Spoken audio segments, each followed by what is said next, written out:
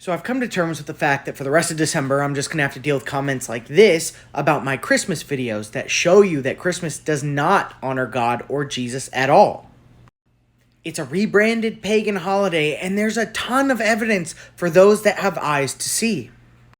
When it comes to investigating claims, I find that most often people already have an idea of what they want to be true in their head, and then they find supporting evidence for that and just completely ignore everything else that contradicts their beliefs.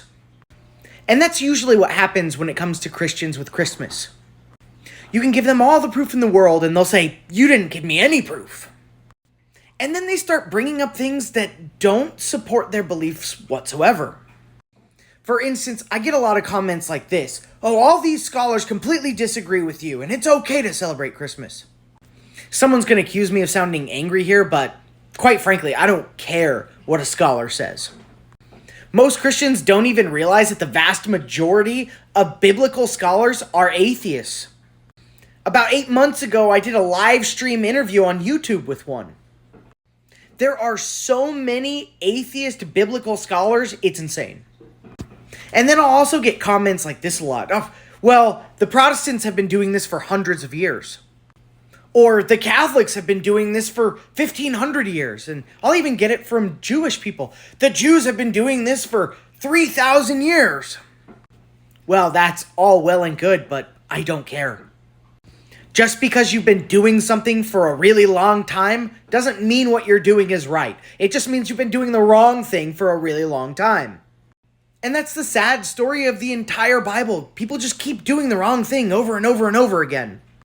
And they never seem to learn from the people that screwed up before them. And even if they do learn, it only lasts for like a generation, and then corruption sets in real fast.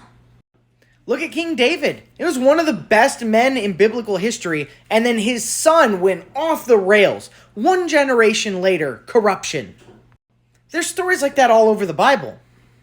I don't care who's been doing what since the 2nd or 3rd century. I care what Jesus did and what he taught and what his immediate apostles did and taught. And all the evidence is that they taught the Torah, despite popular belief. But again, I don't care what popular belief is because I want to follow the Bible and what it actually says. And that's something that most religions don't seem to do or care about whatsoever. So if you want to trust your traditions or your biblical scholars, you go right ahead. I'm going to trust the Bible and what Christ and his disciples did.